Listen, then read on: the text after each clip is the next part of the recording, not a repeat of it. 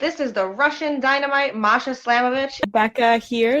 This is not America's Sweetheart, Davian. It's Billy Starks. And the super fly guy, Trayvon Jordan. This is the fly side flyer, Jalen Brandon.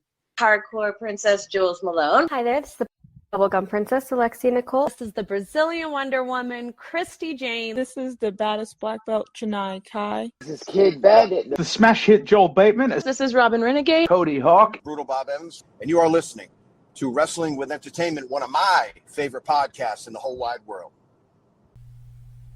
Hey, what's up, family? This is Ramiro Ospino, and you are listening to Wrestling with Entertainment.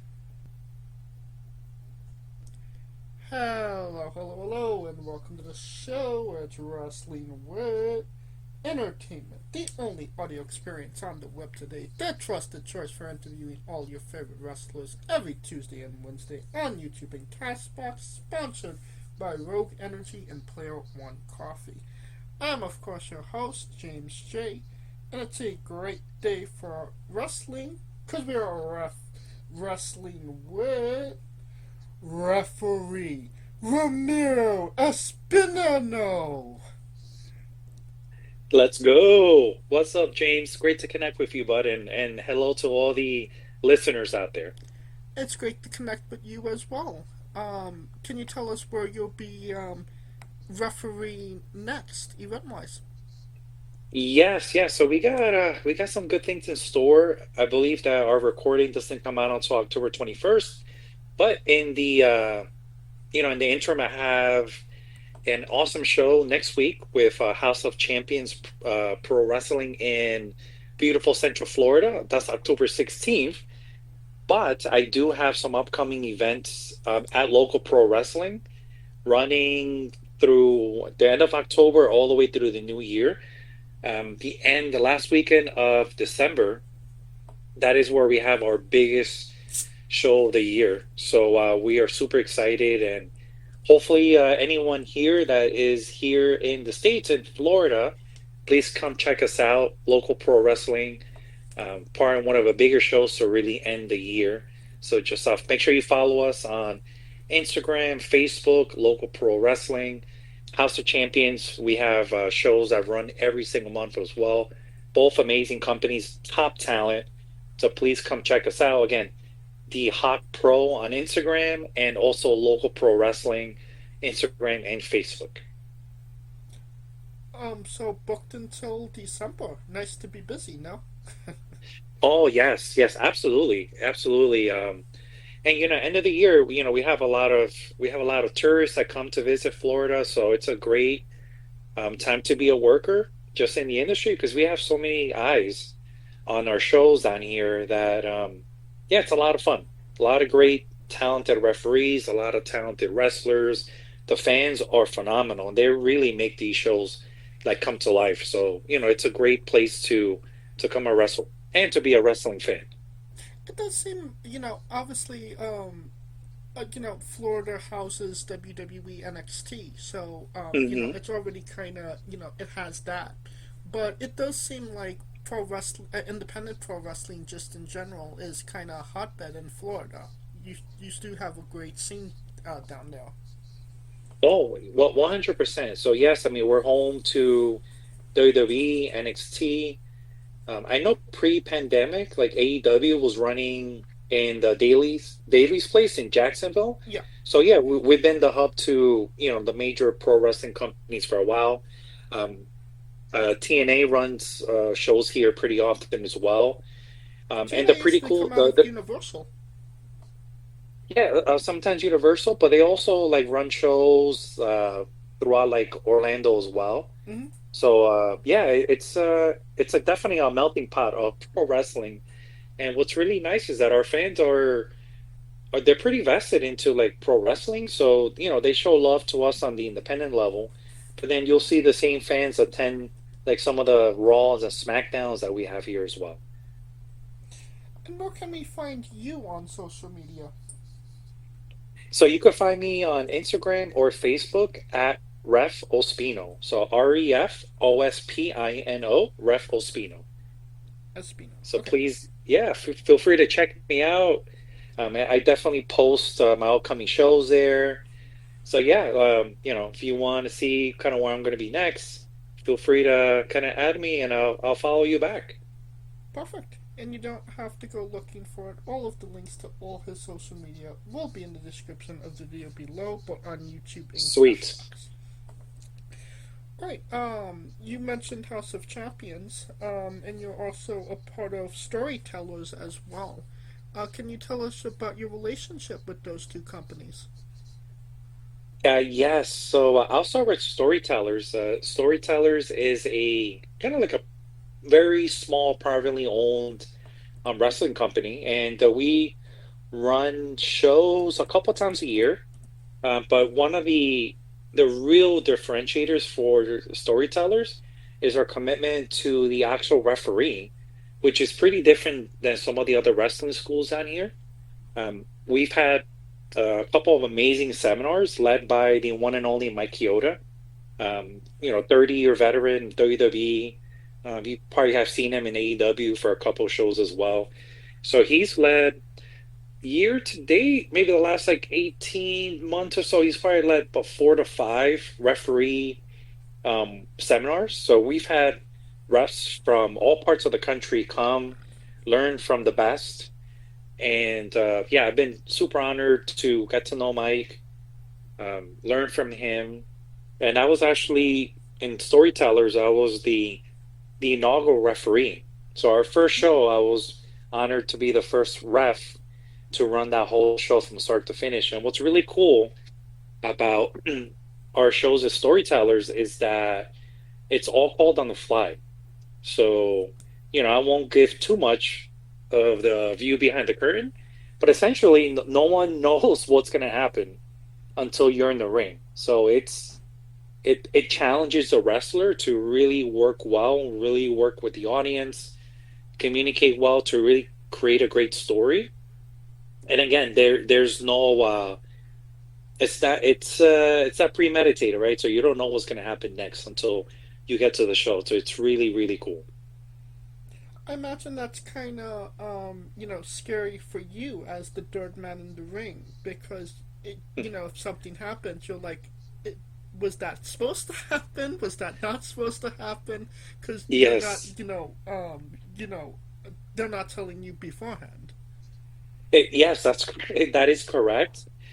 And what I can tell you is that from a referee standpoint, working that type of show with those stipulations in a match, it just makes you sharper, because it forces you to be laser focused on every single moment, every single move that happens in that ring. Because you're right, if we mess up, it's on us, and we throw the whole match off. So it's really critical as a third man in the ring, like you said, for us to be on top of our A game. And that type of setup like really challenges a referee to kind of really own in. And again, like I said earlier, be in the moment, make sure you're executing, and again, just really facilitating that match from start to finish. Has there been a moment like that where you're like, that's not supposed to happen, or some type of, you had to call some type of audible? It's happened a couple different times where, you've seen this. I think there was an instance with I think one of the referees on the WWE where one of the talents forgot to kick out, and then the referee counted to 2, even though they were supposed to count to 3. So those are certain times where if the talent and the referee are not on the same page, it could really throw everything off. And to answer your question, it's happened to me, but in those situations, you kind of have to be mentally prepared for a plan B. And the challenge is, like, in those moments where you have a split second to react, you have to know kind of what's your backup plan. So if this wrestler doesn't kick out, and then perhaps like that wasn't how it was supposed to happen, how do I cover that so the fans don't have an idea like, hey, that was a mistake? Because I want the fans to have a great experience. I never want them to know, oh, that was supposed to happen or that wasn't supposed to happen. Like, I want them to always guess, but I want it to be smooth. and for me, it's my responsibility to make the wrestlers look great. So, it's really up to the referee to make sure that, we're putting those pieces in the match together as best as possible. And you referenced the recent match between Nia Jax, Jade Cargill, and Tiffany Stratton, where the Yes. referee didn't. Nia Jax, I think, didn't kick out, and the referee kind of held her count back. Yes. I mean, as a referee yourself, how do you view that? How do you look at something like that? Oof. It's really tough because if you're working for a large promotion like the WWE, if she would have counted to three, that could have thrown off the whole story, right? And there's major implications if she counted to three. In the independent scene, we're supposed to count to three because that's the integrity of the match, right? Our job is to make sure the staff or the workers are safe. We're helping tell a compelling story, and that the wrestlers are operating within the rules of the match.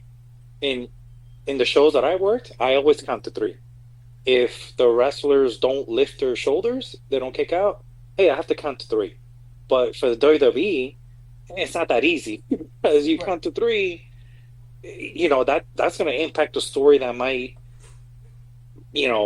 impact the Royal Rumble or WrestleMania or whatever it is. So there's a lot more on the line. So it's tough.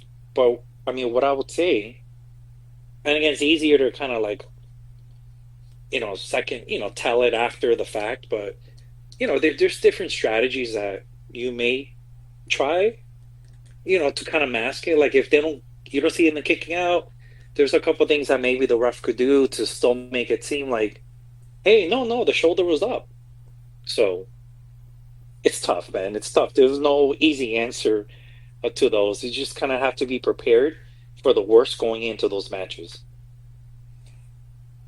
And obviously, sometimes when things go wrong, the ref is kind of blamed by the fans, I should say. As a referee, have you ever gotten heat with the fans where they're like, no, that was Dre, or that wasn't the right call? Oh my gosh, it's so funny because like when you're at least for me, when I'm in the ring, I hear fans and I hear what they're saying, but it's not really registering because like I'm in the match, right? So I'm paying attention to the talent, but you can still hear like the chatter from the fans. And sometimes you'll hear something like, you suck, ref, or ref, that was, you're counting too slow, or like, hey, that was three. That I like to hear that because that means they're engaged and they care about what I'm doing and what the talent is doing. The worst thing is like if you're working a match and you have no reaction from the crowd is sitting there, they're not reacting to anything that you're doing or that the talent is doing. So good, bad, indifferent, it's good. You want to hear that feedback from the crowd because that's an indicator that, everyone in the ring is doing a great job and entertaining the audience. Now, you mentioned, you got to work with Mike Chioda quite a bit. What's that experience like working with Mike? Obviously, one of the more well-known referees in pro wrestling. Yeah. Oh man, I wish there was a way to kind of summarize the experience of Mike. Mike is, first of all, he is just an amazing human being. He, even though he's Hall of Famer, tons of experience, he is so patient, so kind.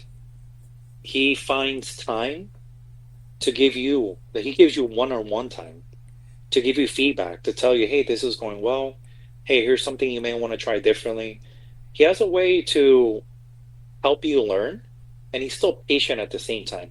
Sometimes, like, if you do something for a long time, you could become a little jaded, right? Oh, you should know how to do that. Or, hey, I've been doing this for a long time. But, for seasoned referees, new referees, he's very graceful with his feedback, with his time, with his approach to helping everyone, which I truly appreciate. We text every so often, which is really nice, and a lot of it is, hey, how are you, man? How's your family? How's things going? Like, how are things going in the indies? So again, like you don't meet a lot of people with that type of like pro wrestling experience to like check in on you, which I think is just speaks wonders about him. And then as far from a professional standpoint, I mean, he helps you see things from a lens that you probably wouldn't have seen if you didn't, if you didn't talk to him. So I learned so much from him, just as far as like storytelling, positioning, how to remain the authority in the ring, how to make the talent look good. I mean, A to Z, he's a pro. He's a pro's pro, and super honored to have had the time and opportunities to learn from the best.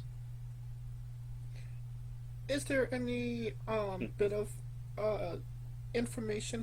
advice he gave you that really sticks out to you? Uh, a little bit. I would say that, like the one that I always bring with me when I'm in the ring, it's really the collaboration between the referee and the talent. I'll say number one. And again, it's all the little things. It's just it could be something as simple as like, hey, what direction are you turning when you're going back to the turnbuckle? Or hey, when a wrestler's cheating, like what's your approach? How do you count to five in the corners? Like it's the technique, right? Because I think all referees, I feel like seasoned referees, we kind of know what to do, right? But it's how you do it, which separates like great referees from like maybe newer referees or mid-pack referees. It's like the attention to detail, the way you dress, the way you speak, your hand gestures, your level of fitness, professionalism, etc. Those are things that I learned a lot from Mike, and I bring those to every show that I work with. Now, obviously we're talking about being the third man in the ring. Just out of curiosity, did you ever think about, stepping into the ring, proper as a pro wrestler? Oh man, I would love that. I do have like a back injury, so fortunately, like it's something that I just know realistically, like I probably wouldn't be able to do to the best of my ability just because of my back. Like I feel like I'm in very good shape for like a referee. But with how athletic the boys and girls are now, man, there's no way I could keep up. So I feel like as a referee, man, I could do a good job. I have good cardio. I could chase everyone down. I can enforce the law, but yeah, just from an athletic standpoint, I am limited. So I always wanted to get into the pro wrestling business, but realistically, I knew where my ceiling would be. And I'm so happy in being a referee. And also, I don't get my ass kicked. Like these dudes and ladies, man, they're tough as hell, man. Badass SOBs getting hit by steel chairs, going through tables. I mean, and something as simple as like when I was training for referee, I did drills in the ring. Took bumps, body slams. Man, that stuff hurts, man. Like I don't know how these guys do it all the time, because it's painful. It's hard on the body. Even as a referee, but you're gonna laugh. But at the end of the night, you're working a show, like you're helping to put up the ring. You're working a show. Let's say 3-4 matches. It's pretty physical, believe it or not. Right, going on your knees, jumping up, jumping down, and depending on the speed that the talent is working with, you got to keep up with these guys and these ladies, right? So you're breaking a sweat. Imagine doing like 100 burpees in like a 7-minute window. And then at the end of the show, you got to tear down the ring, put everything to the truck, drive to the next town. Like physically, that takes a toll. And that's just a referee. Imagine the talent who they're beating each other up for, a good 15 minutes. Man, that's hard. And then they got to do it the next day. So, I knew that the referee space was where I really wanted to stay. Well, I mean, you mentioned, bumping, not necessarily your forte, but, as a referee, as the dirt man in the ring, it's bound to happen here and there. Can you tell us about taking ref bumps? Oh man, they're they're they're not fun, man. It's not fun getting punched in the face. It really isn't. And one of the promotions that I work most for, local pro wrestling, man, a lot of the bumps that I've taken are freaking outside the ring. And outside of a ring, we don't have any pads, so the floor is all concrete. So the times where I've gotten like thrown to the turn, like the corner post, or like punched in the face, man, I've landed on my back of my head on the concrete.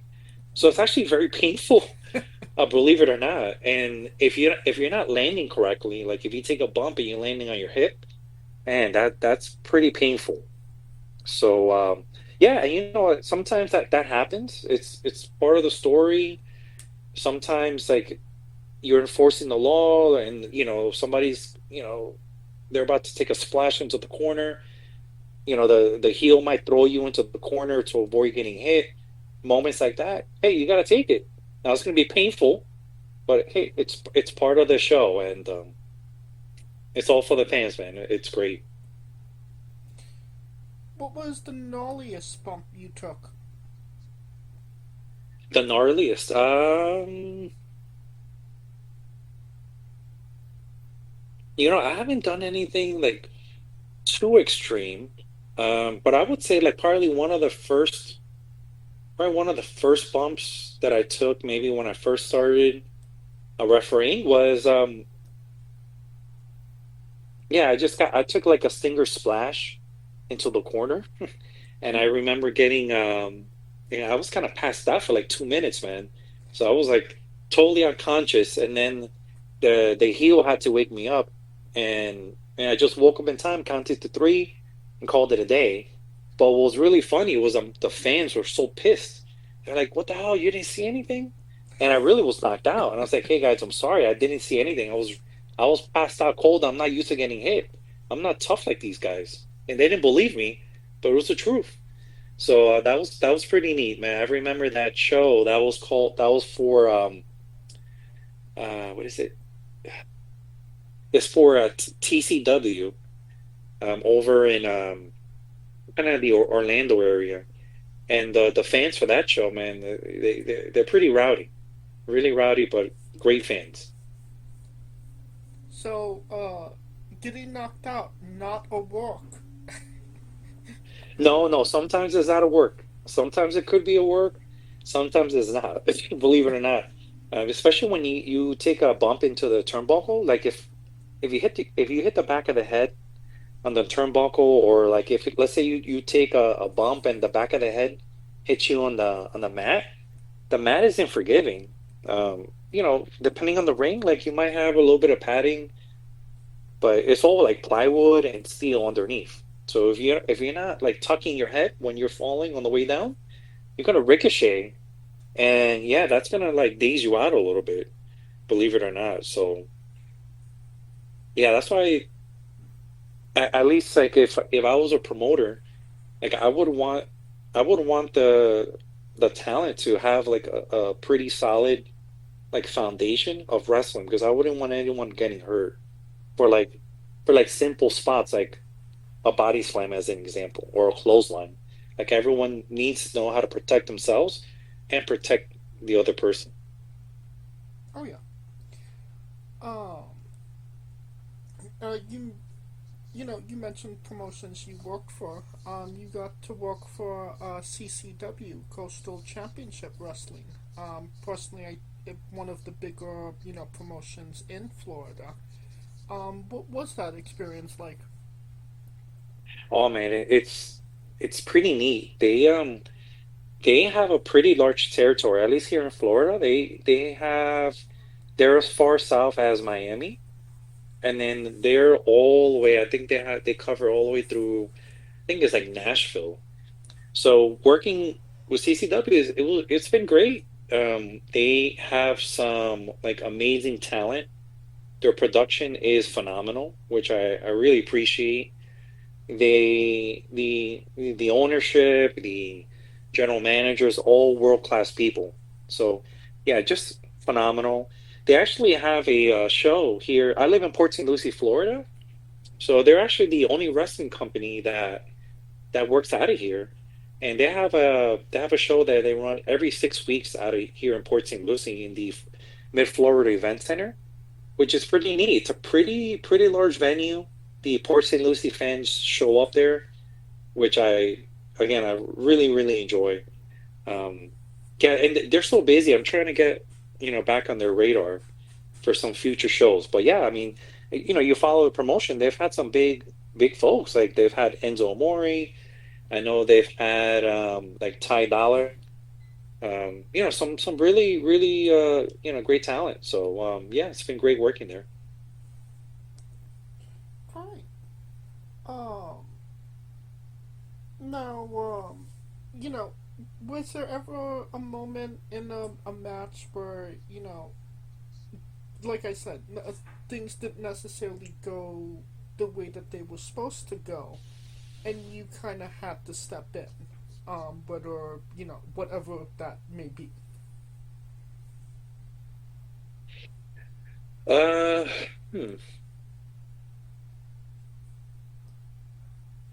Are you thinking like a more like a like calling it like a Montreal screw job kind of thing? No, Where like calling it audible, like this didn't, like this guy doesn't seem like he can, like he might not be able to go, or oh this, yeah, this oh didn't- yes, yeah, this doesn't seem yes, right. I need to check on this, or I need to oh stop yes, this.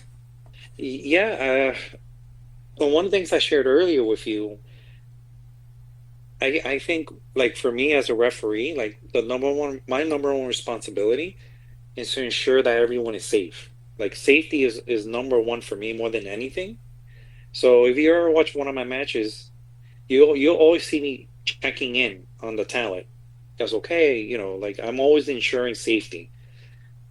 There was one match, and I remember this was actually for storytellers where one of the guys, he actually got a concussion. So actually got a concussion, and he was lost. Like he had those glossy eyes. But at first I couldn't really figure out what was happening. So it took about a minute or so, and I'm checking in. Are you okay? And he got to a point where he just didn't really know what was happening. So at that point, I had to call the match off. And you may have seen like referees that kind of throw an X, in the air, and they usually tell us like, "Hey, this match is over. Like, we cannot continue." So that was a moment where it was unfortunate for him because he's a phenomenal wrestler, and it wasn't the finish, that we were looking for. We wanted to make sure that our fans, had a little bit more from that match. But ultimately, at the end of the day, safety is number one. And if someone has a concussion, I mean, that is priority number one, and they wouldn't be safe to move forward. I mean, all the news that we hear about CTE with, the NFL. I know WWE has certain concussion protocols as well. Safety is again my number one concern when I'm working a show. And yeah, I mean that was one of those instances where we had to call the match off, and it was the right thing to do. First and foremost. So Right. yeah, unfortunately, like you'll have those moments where you may have to call things off. I had another match where one of the guys, man, he took a punch to the face, and I don't know how this happened, but man, he just got split wide open, like wide open, and I don't know what, it was just a bare knuckle punch from the other wrestler. His face got cut open, and he was just bleeding profusely. And yeah, we had to call off the match because he was losing too much blood. And you might see in those situations that referees like we'll have gloves in our pockets because we need to make sure that we're not going to infect the wrestler when we're assisting them. So put on the gloves, call the match off, and then we got him to urgent care to get that stitched up. So, with wrestling, man, you never know what's going to happen. You might think one thing's going to happen, and then, gravity is not fake. Like I tell a lot of people, like, hey, is wrestling fake? Is real? Hey, gravity is real, man. It hurt, and wrestling hurts, and you never know what can happen. So you got to be ready. I'm just wondering how hard did he punch him? I mean, it was. I would say it wasn't. It was. There was solid contact. I'm not sure. Like, it was just like a freak injury. Like, I just had never seen it like that before. It was just like a punch. I don't know. Maybe he had some like rubbish on his knuckle or something. But it was very freaky. And I watched the replay, and I couldn't figure out how the hell he got split open so quick. But yeah, it was unfortunate. Well, let's talk about some good stuff. Hmm. You were part of WXW's Hall of Fame in 2022. What was that Yes. experience like? Oh wow. Yeah, it was definitely surreal. You might have known that Afa, Hmm. one of the Wild Samoans, was the one of the founders, and it was pretty neat having an opportunity to meet him and the rest of his beautiful family. He throughout the years he mentored so many like wrestlers, professional like indies, and it was really nice just being part of that company for it was only a couple years, but it was definitely a an environment where it felt like it was family. And just I was newer in the industry at the time, so just kind of seeing how this company like really valued their talent from the past and how the fans honored them, that was really neat. And then getting to know him just a little bit from the outside looking in, it was really beautiful to see how much he was loved by not just his family, but from like other wrestlers, fans at the same time. And what was cool is that in those shows, like we had like WWE people come in, just say hello, pay their respects, chat with the talent, give a little bit of advice, and kind of go on the way. And that's one of the cool things about working in Florida. Sometimes you never know who's going to appear. Like, you might have an NXT person in the back, just show up to your show, or maybe someone from TNA. So that's been pretty neat. Sometimes you might have some WWE folks like just randomly like show up at a show, like, hey, this person is here. So yeah, you never know who might be tapping on your shoulder for an opportunity. Did you were you able to talk with Alpha proper? So yeah, a little bit, a little bit. So Pops was a little older at the time, so it was definitely just very cordial. Hello, how are you? Thank you for the opportunity. It's great to meet you. Just general formalities, but I will always be grateful to him because he actually gave me the opportunity to referee my first match on his show, which he didn't have to, but he actually let me referee.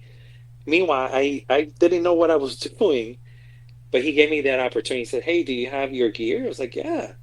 Hey, go suit up. We're gonna give you a chance today, and I will never forget that. And I will always be grateful because I had no business being out there. But you know what? That's how you gain experiences. So somebody has to believe in you. Someone has to give you the opportunity, and he did. And I will always be grateful to him and his beautiful family for that. What does that kind of mean to you to have somebody, of the stature of Alpha, give you that nod? Oh, it was huge. It was definitely huge because, especially when you're starting off, and or anytime you're learning a new skill in life, like you kind of always you almost like not like that you doubt yourself, but you're almost unsure. Like, can I really do this?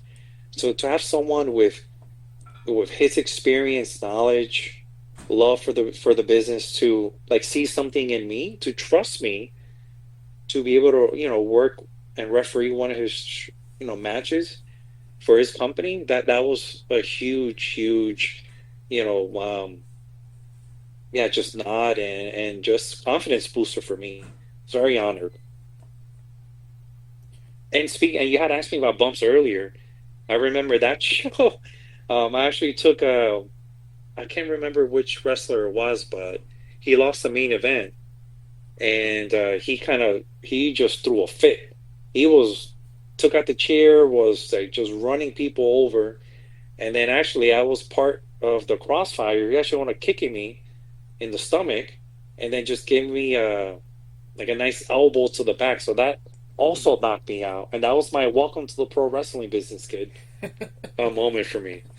But it was great. It was definitely great. I think it's now time for that segment once again. Ramiro's Bizarre Adventure. You're in the pro wrestling world, and weird, crazy, and bizarre things are bound to happen. Can you tell us a road story that fits that description? Of bizarre things that will happen. Oh man. I mean, you live in Florida, so I mean, bizarre things just happen generally there. Yeah, man, yeah, you know what I could tell you is in one of the promotions that I work for, especially living in Florida, actually this for local pro wrestling, our shows are outdoors. So, you know, the venue is pretty cool because there's like a giant bar kind of towards the back of the venue. You know, we do have covering from like the rain and sun, but on the outside of the venue, we're on like like a massive farm. So with there being such a like big farm, you have tons of different animals, just you know, gators, pigs, all different types of birds, you name it. One of the shows I remember that just like a chicken just like flew up maybe like 10 feet above the ring, and the chicken was just hanging out just watching the match. But what was really freaky is that like many of us thought the chicken was a statue because the chicken wouldn't move. Like what, how the hell that chicken got up there? Who put up that statue? And it was a real chicken the whole time, and the chicken is just watching us like in action for like a good 2 to 3 hours. So I just thought that was just like really random. It's almost like when you're watching like baseball, and sometimes you'll see like a rabbit or some random cat cutting across a field. Or for us, it was just like a random chicken that just flew about like 10 feet above the ring and was just camping out, just watching us in action. So I thought that was pretty funny. Yeah, that's not a lot of people can say that they had their stuff viewed by a chicken. No, well, I'm telling you, it's Florida, man. Like you know, this is a very unique state to say the least, and we have just tons of animals everywhere. But yeah, thank God no gators though. Yeah, you don't want no gators in any of these shows. That's definitely not good. I just wonder if the chicken crossed the road after the show. I don't. You know, it's funny. I wonder how that chicken even got down. I'm assuming it flew down, but I don't know how it got up there. Still can't figure it out. You mentioned shows outside. Does it ever rain? I mean, obviously it's Florida, so humidity's high there. Oh man.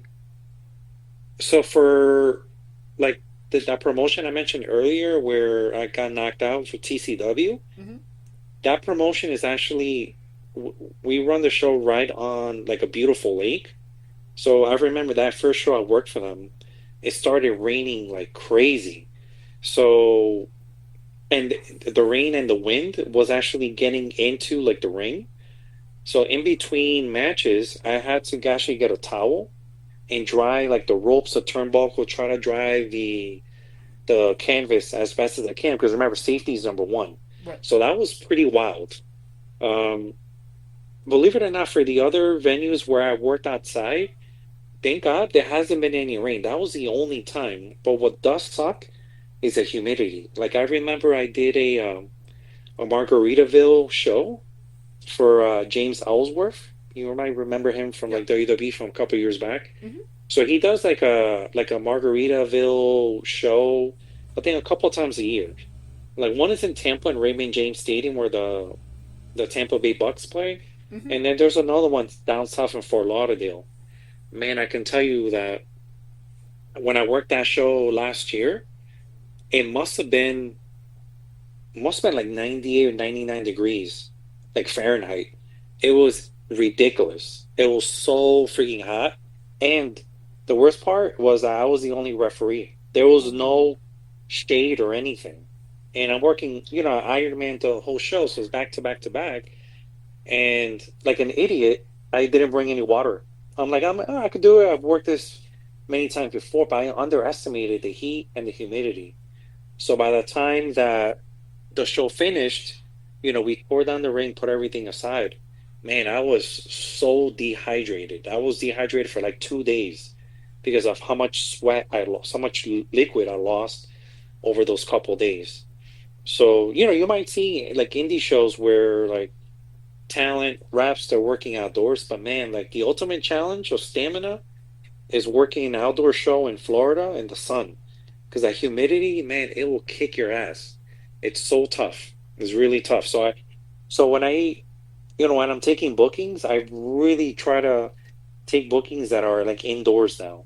I really try to stay away from any outdoor venues because it's too taxing on the body, man. Like I'd rather stay away. Unless it's like a really great opportunity, I probably would just try to take some of the indoor venues instead. Yeah, if they ask you to do an outdoor shows, you have your old farmer's almanac ready to go. What's the weather exactly. for that day? Yes. Oh, yeah, exactly. I'm like, well, how bad is it going to be? Okay, in the winter, the Florida winters aren't bad because here, in the winters, you might get 50 to 60 degree weather, which is really nice. Just the summer, man, is just not pleasant at all. No, I could definitely believe that for sure. Yeah. Now, you actually got a message from Scott Hall one time. Obviously Scott's not with us anymore. How did that kind of come about? When do you know when that was from Scott? I don't have a timestamp, but I do have it here. I could probably get it. Hold on. Timestamp. See.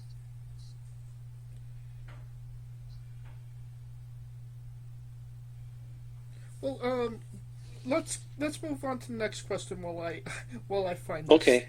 You got it. Could you tell us about the No Chance in Hell podcast? Oh, that was like a podcast that one of my buddies was doing, but you know what? I don't think I think he did a couple episodes on that podcast, but I actually never had a chance to attend. I know he was looking to invite me, but it just never worked out, unfortunately. I know that was my buddy Austin, who's like a big time wrestling fan. But yeah, just not sure what happened with that podcast. Okay, I thought you were a part of it to some degree. No, I wasn't. I just never really kicked off. Okay, and the video from Scott Hall, it was posted on March 15th. 2022. Apparently, your brother. Oh, yes. Okay, gotcha. So yeah, that was pretty cool because my brother ran into the late great Scott Hall at the like a Newark airport. So then he was with his girlfriend, and it was actually my birthday. So then he told me, hey, my brother is like a big time wrestling fan. He's a big fan of yours. Like, hey, can you send him a video?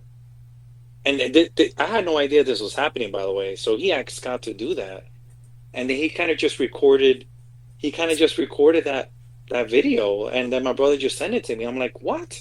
How did that happen? That was so cool. And granted, like Scott Hall, like one of my favorite. I feel like he's like one of everyone's favorite wrestler, right? So the fact that he did that recording just speaks volumes about who he was as a person. Unfortunately, I never had a chance to meet him, but I think all the stories that we hear out there are about an amazing person he was, what a advanced wrestling mind he had, and I think he always gave it back to fans. Like, he didn't know my brother, he didn't have to like make that video for him. That was for me. So I just thought that was like just such a cool moment.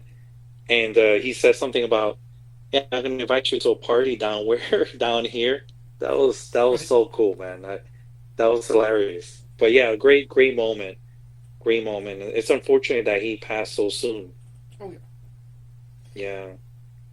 I mean, you did mention earlier that you don't know who's gonna pop up at an indie event in Florida, considering everybody's based out of there. Was there ever a name like you were like, wow, this person is actually here? Man, there was one promotion, and unfortunately, like, they don't run anymore. But it was called USA Pro Wrestling, and man, like, when that show ran, like, I'm telling, like, a fair amount of NXT talent was there. I remember, like, Roxanne Perez was there. Like, Indy Hartwell was there. I remember, like, Barry the Kid Lawler was there. Man, like Chris Masters, like Kurt Hawkins. I mean, the talent that was there in that show was phenomenal. Like, that was pretty cool. I know I've done some shows for like Ultimate Championship Wrestling, UCW, which is like a Puerto Rican promotion. There's been times where Carlito has been in the back, where I've chatted with Carlito. I remember I was like during the NFL playoffs earlier this year, and we're watching the game in the back, like, hey, what do you think about this? Like, kind of stuff like that. That is like, it's surreal, man. Like, you see all these amazing people on TV, and then, wow, there they are. They're like right next to you, and they're like so easy to talk to. Like one of the referees that I admire so much is Jason Ayers from WWE. His son Reese Maddox, he's a phenomenal wrestler. He's going through the indies right now, and it's cool that Jason is at some of the shows, and he sometimes, when he's available, he gives me feedback. Hey, try this, try that.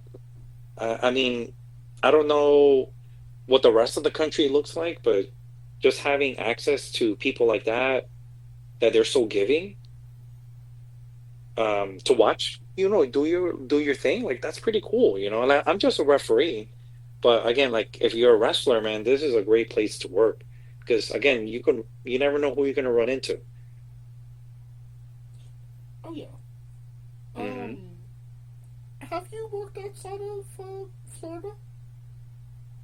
No, believe it or not, I haven't. That's one of the things I would love to do. I know I was in talks with like a promoter, and we were trying to work some things out to work outside of Florida, but it just hasn't come to fruition just yet. One of the places I really would love to work is in Mexico. I think it'll be pretty neat just to like work one of the promotions down there. So I feel like I have some connections where, with this business, it's all about networking, right? Right. So, love to meet the right person to maybe, take a trip to Mexico and maybe work a show. Like, you never know. Like, that'd be pretty neat. I know one of my buddies, he traveled to Japan, and he's been training in Japan for a couple months now. So, you never know where this business is going to take you. What friend, may I ask? Oh, so his name is Bobby DDT. He's actually been training in Japan for maybe like 3 months now. Yeah. Do you know what promotion in Japan? That I am not sure. But I'm sure, like, if you find him through like the socials, you might see some of the things he's posted. I gotcha. Yeah. But yeah, like, and you never know who you're gonna run into. Like, a couple of the guys that I work out with at the gym, they're wrestlers too. So again, we're the wrestling business. We're just everywhere, man. You just never know who or where you're gonna run into someone in the industry. Oh yeah. All right. I think it's time for the colossal question. All right. Let's say that they're making a movie about you. Every movie has a soundtrack. What would be the first three songs on your movie soundtrack? First three songs of my movie soundtrack, man. I I love 80s movies. Love 80s movies. They all have great action, great soundtrack, and poor storytelling. But yeah, they're a lot of fun. I would say my favorite movie of all time, James, is Bloodsport with Jean-Claude Van Damme. So I would say, like Fight to Survive. I think that'll be one. I'll probably take like maybe like training montage from the Rocky 4 movie. So I would say that might be like number two. Okay. And then man, I love like reggaeton, like Bad Bunny. So just throw in some Bad Bunny or something in there, and we round up our top three. Okay. Any specific song from Bad Bunny? Oh Chambea. I think that's probably the song that really put him on the map. And if you think of like that pay-per-view that he did for the WWE in Puerto Rico, like when he had like that crazy entrance and he came out to like, I think he came out with a shopping cart. He was facing Damian Priest. Yeah. The song that he came out to was Chambea, and all the fans were just like they were in it with him. It was such a hype entrance, like one of the best ones I've seen. And it's not that it was so fancy, but the crowd engagement, phenomenal. So I would say that'll be my third. There's very few shows, wrestling shows that I'm like envious that I wasn't at. Like I was like, man, I really wish I was at that show. Yeah. That show with Bad Bunny, I really wish I was at that show because it just seemed like Are a you fantastic serious? environment. Huh? You were there? No, I wasn't. You were there? I wish I was there. Oh, gotcha. Yeah, me too, man. Me too. I can tell you, Puerto Rican wrestling fans are so freaking passionate. Like the independent Puerto Rican promotions here in Florida, they have a cult-like following of fans. These fans go to every single show, and the fans are loud, man. Like they're loud, they're vested. They are some of the best fans that you could ever see. Yeah, just love working there. And it could be, it could be a small crowd of like 50 to 100 people. They make so much noise and they're so engaged that it feels like there are like 1,000 people. Phenomenal fans. Phenomenal fans. Oh yeah. All right. Now that we have the soundtrack down, everybody knows you get the soundtrack first, then you write the script, and then you go to casting. Who plays you? And you can't say yourself because you are obligated to make a Stan Lee-esque cameo. Wow. Man, who will play me? That's a great question, man.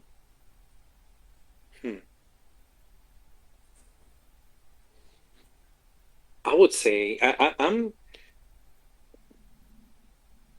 the things I don't have a lot of like famous like I'm Latino, I'm Colombian, so I will probably go with like there's this like Argentine, I think he's Argentinian. He's a well-known actor. His name's Michelle Brown. He is a very, very talented actor. He's done like novelas, but he's done a lot of like some movies on Netflix. Super talented guy. Like his emotions, like you could feel what he's feeling, like through his facial expressions, his eyes. So I will say him, like super talented guy. I feel like, in life we all go through things, personal, business related. I feel like I've been through a lot of crap, especially the last couple of years. So I feel like he will do a great job portraying me. But if I would go with an American actor, I mean, Denzel, man, Denzel. That's my favorite actor. So, maybe Denzel Washington. Even though I'm not African American, but there you go. Okay. Yeah. And every movie has a supporting cast. Who would be three people significant to you and your story that would be in your movie, and who would play them? Wow. All right. So my best friend. Yeah, we know each other since we were like fifth or sixth grade. So his favorite wrestler is Buff Bagwell. So I will put Buff Daddy as the actor. Okay. And then I'll put my son Roman, who obviously when you become a parent, like your life changes, right? So Right. I don't know any child actors, but I'll put a child actor to play my son, and then man, and this might sound cheesy, but anyone who knows me knows that I've been a wrestling fan since I was a kid, and one of my heroes, even to this day, I was actually like, believe it or not, it's The Rock. Like Rock is like that's been my guy since like back in the day, man. Since like Attitude Era, 1996, I went to Survivor Series in New York City, where he won like his first Survivor Series match. I think it was like 4-on-1, 3-on-1. He kicked all their ass and won. So Rock being such a big inspiration for me throughout my like child life, throughout as an adult, I would say let's throw Rock in there to play himself as the great one, the people's champion, the most electrifying man in all of entertainment. Okay. Yeah. Well, definitely. This is sounding like a great movie. A blockbuster to say the least. Yeah, there you go. There you go. And Did you watch a Smashing Machine by any chance? I did not. I have not. I haven't watched it either, but I hear that it's really good, man. Like, I know it didn't make a lot of box office money, but man, like the reviews, like Rotten Tomatoes, some of the other reviews have scored it pretty high. I heard that. I did hear that it was good. I heard that The Rock's performance was actually pretty good. A lot of the actors in it. Yes. Story-wise, I heard it was a little choppy, the story part of the script side of things, but the acting was actually, pretty good in it. So. Okay. I mean, I don't normally go to the movies nowadays. Like the last thing I've seen in the movies was Demon Slayer. Oh, how was that? I want to check that out. Absolute cinema. Okay. Okay. If there was one, I think it was the only movie I saw in the movies this year, and I have zero regrets. I actually saw it twice. Wow. Yeah, it's a phenomenal movie. If you follow the series, it's definitely it's fantastic. Okay, cool, man. Cool. I'm gonna have to check that out. Yeah, no spoilers. It's good. Awesome. But yeah, when it goes on streaming services, I'll definitely check it out. Yeah, cool. That sounds great. Yeah. Let's go on to a controversial subject. Okay. Pineapple on pizza. What's your stance? Oh man, well I'm a native New Yorker, so I will always be New York style pizza, cheese only, man. And I love pineapple, but man, I'm kind of plain Jane with pizza. Like I rather have my pizza with no toppings. I know it's like really boring, but man, I just love regular cheese, New York style. Fold the pizza in half, have the oil drip all the way off the slice. Like that's it, man. Call it a day. So I'm not big into like pineapple, like pepperoni, and none of that stuff. I don't know. What's your take on that? I'm that like what you just described. The grease dripping. Like I think that's the best way to eat pizza. If I'm being honest. Yeah. You kind of made me hungry. Yeah. Yeah. I'm a traditionalist. I like plain pizza too. If I'm going to get Mhm. topping, it's going to be meat. So, but then again, I've never tried pineapple on pizza, so I can't say one way or the other if I'm, pro or anti. But Right. considering that, I've never had it and I don't plan on eating it, I would say that I lean more towards anti. Okay. Fair enough. Fair enough. Alright. What's your spirit Pokemon? My spirit Pokemon? Yes. Oh man, but you know what? I don't know much about Pokemon, man. Yeah, my kids like love Pokemon, but man, I don't know much. What am I missing out on something that I should know about? Um, I would say that Pokemon is an acquired flavor. So I mean, if for the people that like it, they love it, and for the people that don't, they're kind of indifferent. Okay, gotcha. Gotcha. Yeah, I mean the only thing that I know about Pokemon are like, Pikachu and maybe some other characters, but yeah, never really got into it too much. I know my brother was huge into Pokemon. My kids love Pokemon. Fair enough. Yeah. Now, we love the late great Tracy Smothers on the show. Do you know the acronym for Doug? THUG. The acronym for Thug? No, what is it?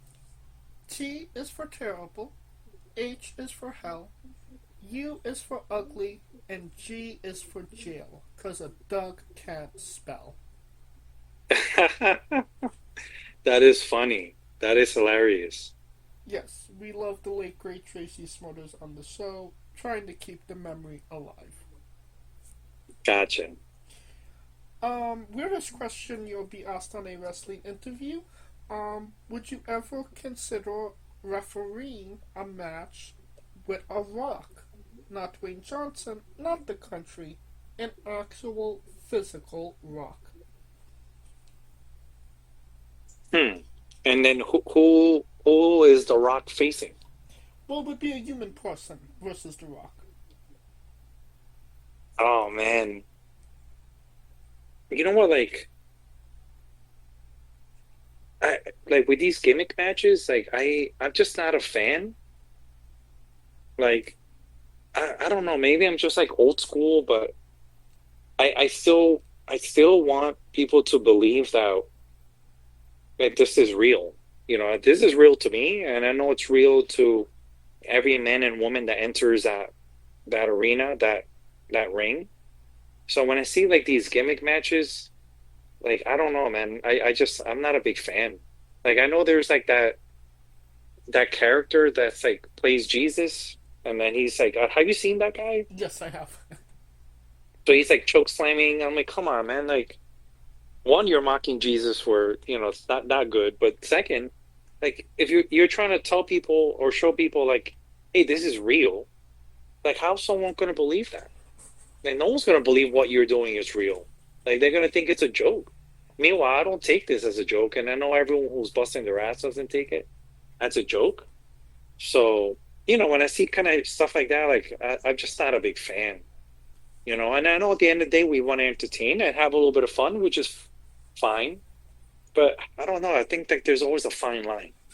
So I will say no to answer your question. Yeah. Fair enough. Yeah.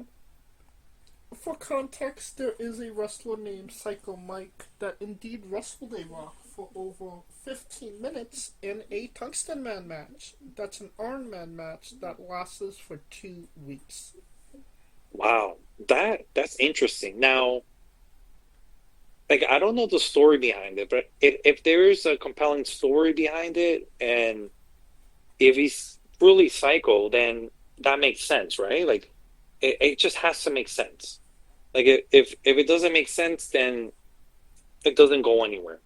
So make it make sense. Like make it part of a story, make it believable, and you could sell it. Oh yeah. One thing about Mike, he makes things make sense that make no sense. Yeah. Well, that's it, and that's the art of like wrestling, man. It's like not everything is gonna make sense, but like help your fans understand like what you're trying to portray, and they'll be with you. Oh yeah. Yeah.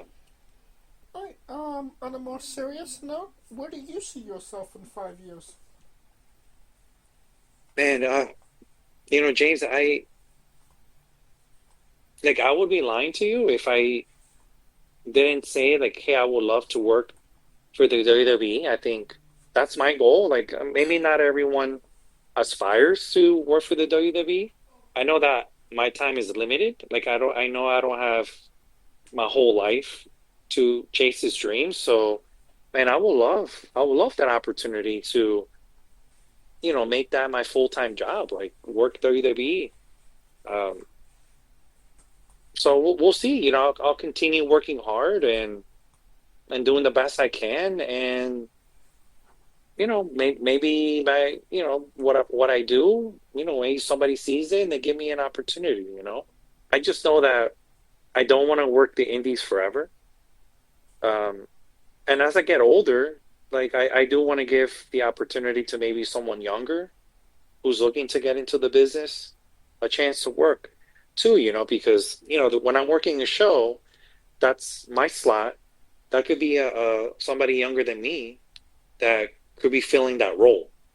So, I know I'll eventually get to a point where, I may step away, if it doesn't get to where I would love to get to, and I'll be at peace with that because I know that, this is just me living a dream and giving it 100%.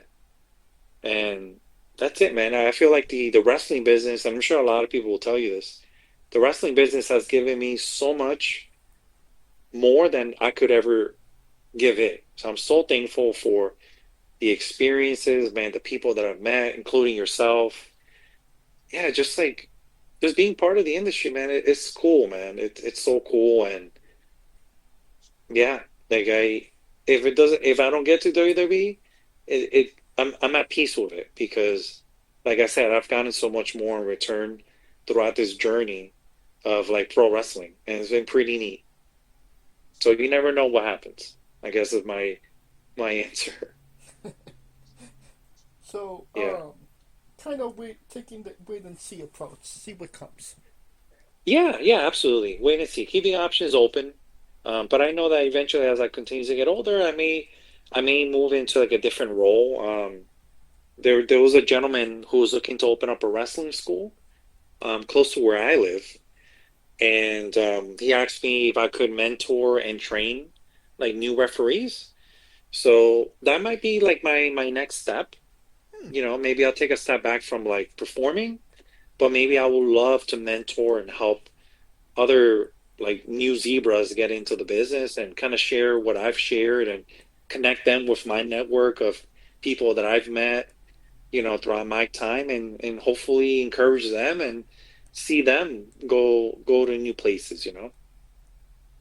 I mean, speaking of zebras, do you prefer the stripes or do you prefer the button up with the bow tie? Oh man, I love the bow tie. Yeah, I haven't worked for any promotions with a bow tie, but I am all about the bow tie and the button up shirt. I like that. Gives it a little more character, and it kind of differentiates the promotions too. Absolutely. Yeah, yeah. Alright, now that we're nearing the conclusion of this interview, we are wrestling with the 8 questions of doom. This is our speed round, or bonus round, the round where we see who you really are. Are you ready? I'm ready. Greatest wrestler of all time. Oh my gosh.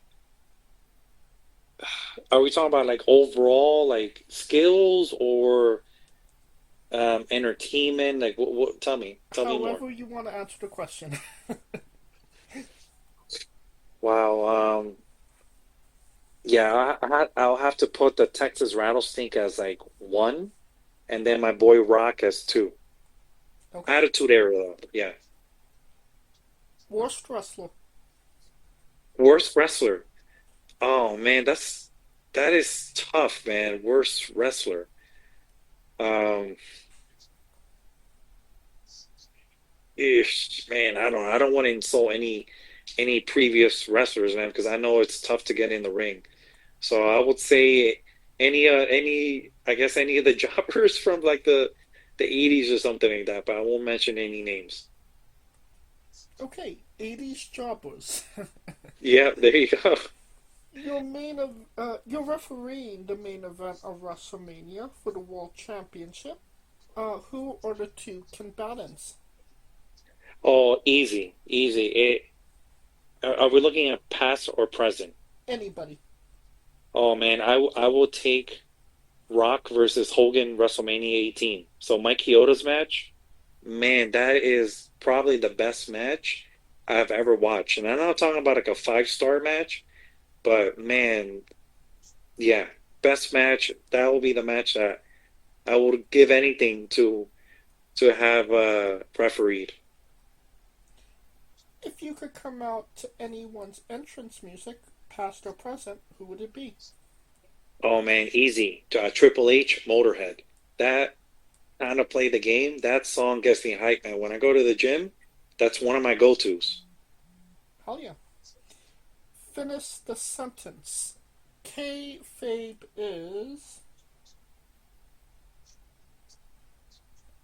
It's kayfabe is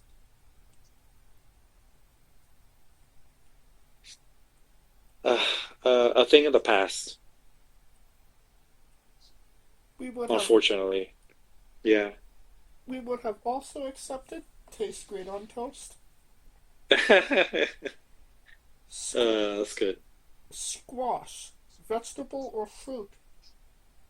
Oh, vegetable. Yeah, definitely. Definitely won't consider it fruit. Well, it is indeed a fruit. Man, I lost that one. It has seeds. Tomato logic. Okay. Well, there you go, man. New Japan wrestler Taichi, his ring gear gets smaller every year, revealing more of himself to the world. My question, what is the appropriate trunks to butt cheek ratio for ring gear? Well, for men, please cover those cheeks, man. For the gentlemen, for sure. For ladies, man, it's it depends on who you ask, I guess, but I would say for the fellas, man, cover those cheeks. So full coverage. Yes, please. And the last question, the main event, the thing everybody wants to know.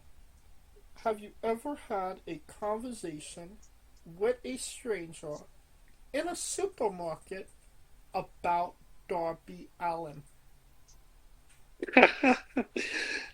No, that's a very specific question, and no, I can't say I have. Definitely not. Yeah, Darby's a phenomenal wrestler, man. But yeah, I don't know if a lot of people would know Darby Allin outside of the wrestling space, but no, it hasn't happened. And that is the correct answer. Good. And that will conclude this interview. Thank you so much for coming on and doing this with me. Thank you, James. I appreciate the opportunity, man. It was great meeting you. And thanks for your time. I had a good time. I appreciate just getting to know you a little bit better and just having the platform to tell my story a little bit. Oh, absolutely. I definitely appreciate you as well. And once again, where can we find you on social media? Yes. You guys can follow me at Ref Ospino, Ospino, and that's on Instagram and Facebook. So yeah, just go follow my page. I'll be posting all the upcoming shows here in Florida through the end of the year. And just send me a note, man. I would love to connect with you and become friends, man. And you don't have to type it into your Google machine. All of the links to all his social media will be in the description of the video below, but on YouTube and Castbox, simply click the link. A new tab will appear on whatever device you are on. You have no excuse. Give him a damn follow. Yes, no excuse. Of course, let's go. Of course, thank you for listening. If you like what we're doing, please like, subscribe, comment, both on YouTube and Castbox. This was sponsored by Rogue Energy and Play on One Coffee. Join us next Tuesday and Wednesday for new incredible interviews, and follow the show at Wrestling with E, both on X, Thread, and Instagram for information on who we're interviewing, when we're interviewing them, links to those interviews, and so much more. Follow me personally at JamesJ993. When I say wrestling wit, you say entertainment, okay? All right. For our special guest, Ramiro Ospino, Kaliko Yacht, Scooter Dust, I'm James J, and this has been Wrestling Wit Entertainment. Hey folks, this is the Colossal Mike Law, and you are listening to Wrestling with Entertainment. Enjoy the show, support these guys. We appreciate it very much. We'll see you at ringside.